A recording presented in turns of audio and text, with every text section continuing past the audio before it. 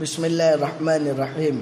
میرے محترم دوستو بزرگوں، جیسا کہ حضرت حسین رضی اللہ تعالیٰ عنہ کے متعلق ان کی پیدائش سے لے کر ان کی شہادت تک کا سلسلہ چالو ہے، اور اب تک ہم جہاں پہنچے تھے کہ حضرت حسین رضی اللہ تعالیٰ عنہ اپنے گھر والوں کو لے کر مکہ سے کوفہ کی طرف روانہ ہو رہے تھے، تو آپ کے جو چاہنے والے تھے انہوں نے آپ کو مشورے دیے کہ آپ وہاں نہ جائیں۔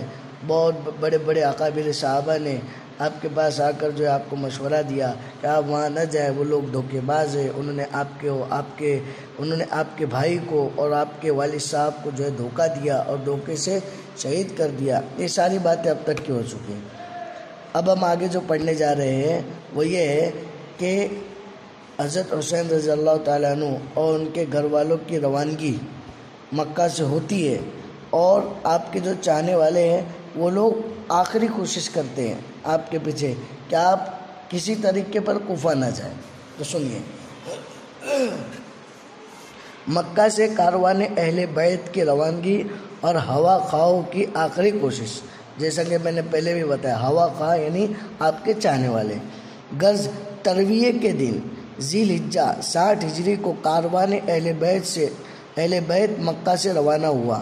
عمرو بن سعید عاص اموی حاکم مکہ کے سواروں نے روکنے کی کوشش کی، لیکن حضرت حسین رضی اللہ عنہ زبردستی آگے بڑھتے چلے گئے اور تنعیم پہنچ کر مزید اونٹ کرائے پر لیے اور بڑھتے ہوئے صفاح پہنچے۔ ایک جگہ کا نام ہے صفاح۔ یہاں فرزدق شاعر ملا۔ آپ نے اس سے عراق کے حالات پوچھے۔ اس نے کہا، آپ نے ایک باخبر شخص سے حال پوچھا ہے۔ لوگوں کے دل آپ کے ساتھ ہیں، لیکن تلواریں بنی امیہ کے ساتھ ہیں۔ قضائے الہی آسمان سے اترتی ہے، خدا جو چاہتا ہے وہ کرتا ہے۔ آپ نے سن کر فرمایا، تم نے سچ کہا، للہ الامر یفعل ما یشاء وکل یوم ربنا فی شأن۔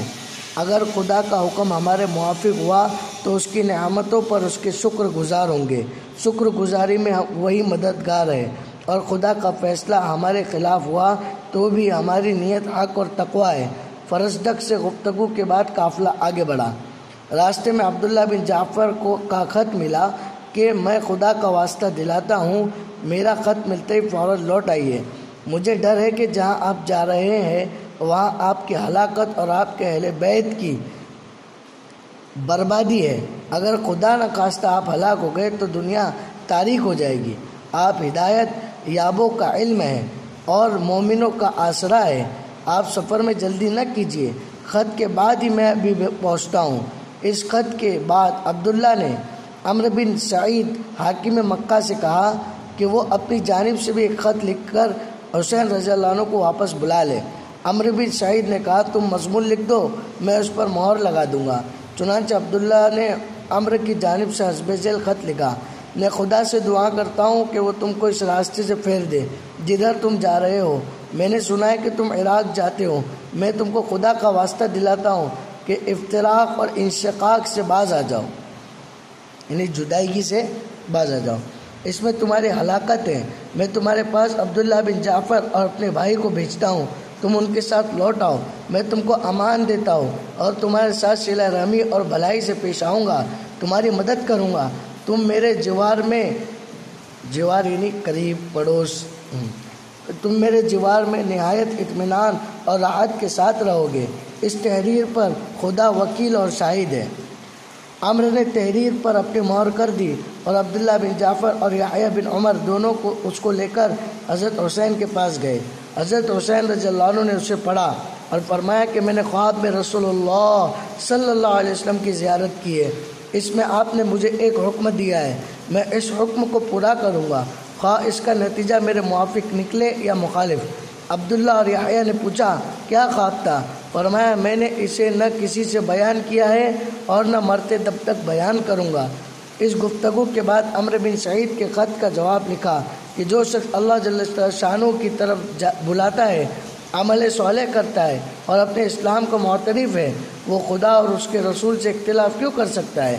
تم نے مجھے امان، بھلائی اور صلہ رحمی کی دعوت دی ہے، بس بہترین امان اللہ تعالیٰ کی امان ہے۔ جو شخص دنیا میں خدا سے نہیں ڈرتا خدا قیامت کے دن اس کو امان نہیں دے گا۔ اس لیے میں دنیا میں خدا کا خوف چاہتا ہوں تاکہ قیامت کے دن اس کی امان کا مستحق رہوں۔ اگر خود سے تمہاری نیت واقعی میرے ساتھ صلہ رحمی اور نیکی کی ہے تو خدا تم کو دنیا اور آخرت دونوں میں جزائے خیر دے۔ والسلام۔ ابن زیاد کے انتظامات اور حضرت حسین رضی اللہ عنہ کے قاصد کا قتل۔ ادھر کاروان اہل بیت منزل طے کر رہا تھا، دوسری طرف عمومی حکام ان کے مقابلے کے لیے اپنے انتظامات کر رہے تھے۔ چنانچہ آپ کی آمد کی خبر سن کر ابن زیاد نے قادسیہ سے لے کر خیفان اور قطقطانہ اور جبل لعلہ تک سواریوں کا تانتا باندھ دیا تھا کہ اہل بیت کے قافلے اور حرکت کی خبریں دم بدم ملتی رہے، اور اہل کوفہ اور حضرت حسین رضی اللہ عنہ میں خط و کتابت اور نامے اور پیام کا سلسلہ قائم نہ رہ سکے۔ حضرت حسین رضی اللہ عنہ نے مقام حاجز ہمیں پہنچ کر قیس بن مسہر سیدادی کو اپنی آمد کا اطلاع خط دے کر کوفہ روانہ کیا، لیکن عمومی حکام نے پہلے سے راستوں کی ناکہ بندی کر لی تھی، اس لیے قیس قادسیہ میں گرفتار کر لیے گئے اور ابن زیاد کے پاس کوفہ بھجوائے گئے۔ ابن زیاد نے انہیں یہ گستاخانہ حکم دیا کہ قصر کی چھت پر چڑھ کر کذاب ابن کذاب حسین ابن علی کو گالیاں دو۔ قیس اس حکم پر قصر کے اوپر چڑھ گئے، لیکن ایک فدائی حسین کی زبان اس کی دشنام یعنی گالی سے کس طرح آلودہ ہو سکتی تھی۔ چنانچہ اس موقع پر بھی انہوں نے وہی فرض ادا کیا جس کے لیے وہ بھیجے گئے تھے، یعنی حضرت حسین کی آمد کی ان الفاظ میں اطلاع دی کہ لوگوں، میں حسین فاطمہ بنت رسول اللہ کے لگتے جگر اور بہترین مخلوق کا ہر کارا ہوں، اور وہ حاجز تک پہنچ چکے ہیں، ان کی مدد تمہارا فرض ہے۔ یہ کہہ کر ابن زیاد اور اس کے باپ پر لعنت بھیجی اور حضرت علی رضی اللہ عنہ کے لیے استغفار کیا۔ ابن زیاد نے اس حکم عدلی اور اس اہانت پر حکم دیا کہ اس کو بلند مقام سے نیچے گرا کر مار ڈالا جائے۔ اس حکم کی اسی وقت تعمیل ہوئی اور مسلم کے بعد حضرت حسین رضی اللہ تعالیٰ عنہ کا دوسرا فدائی ان کی راہ میں نثار ہو گیا۔ حسین رضی اللہ عنہ اور عبداللہ بن مطیع کی ملاقات۔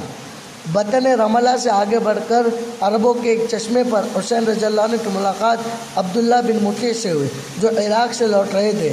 عبداللہ بن مطیع نے پوچھا، فدیت بأبی و امی یا ابن رسول اللہ، آپ خدا اور اپنے جد ابجد کے حرم کے باہر کیوں نکلے؟ فرمایا، کوفے والوں نے بلایا ہے کہ معالم حق زندہ کیا جائے اور بدعتوں کو مٹایا جائے۔